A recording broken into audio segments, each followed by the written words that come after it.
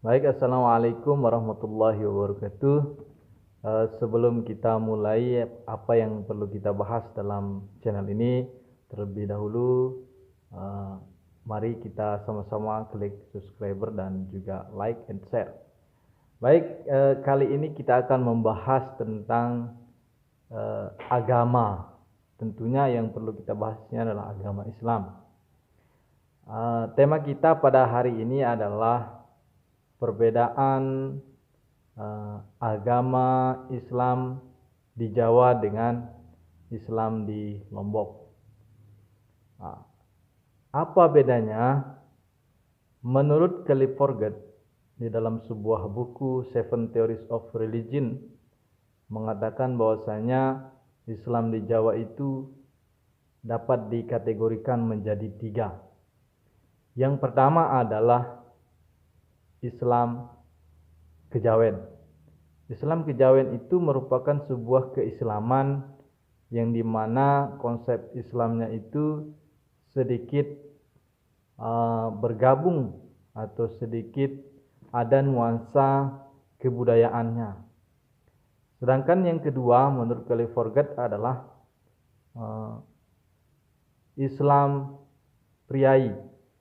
Islam Priai itu merupakan sebuah agama Islam yang identik dijalankan oleh orang-orang kesultanan atau orang-orang yang memiliki kekuasaan.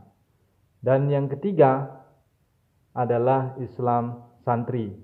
Islam Santri dikatakan sebagai Islam Santri mirip dengan Islam modern dalam artian fikihnya yang lebih utama. Nah, sedangkan di Lombok ada dua bentuk agama Islam yang telah diteliti oleh Erni Budiawanti dalam bukunya yang berjudul Islam Waktu Telu versus Islam Waktu Lima. Dalam buku tersebut dijelaskan bahwasanya keislaman Lombok itu dibagi menjadi dua, yaitu Islam Waktu Telu dan Islam Waktu Lima. Apa beda di antara dua keagamaan tersebut, keislaman tersebut?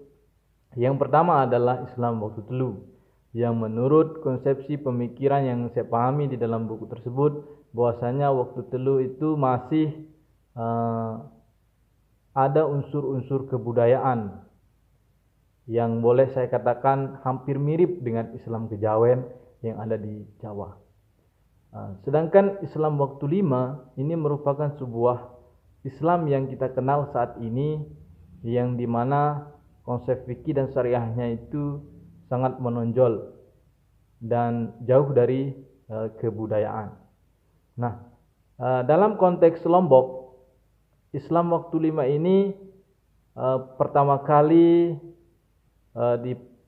dibawa oleh para ulama kita yang terkenal.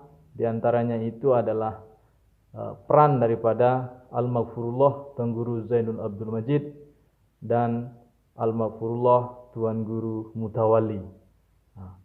Dua ulama tersebut memiliki sebuah keilmuan yang sangat luas dan yang sangat berjasa di dalam keislaman di Pulau Lombok yang dulu disebut sebagai Sunda Kecil. Nah, itu saja pembahasan kita pada hari ini. Jangan lupa like and subscriber. Sekian, wassalamualaikum warahmatullahi wabarakatuh.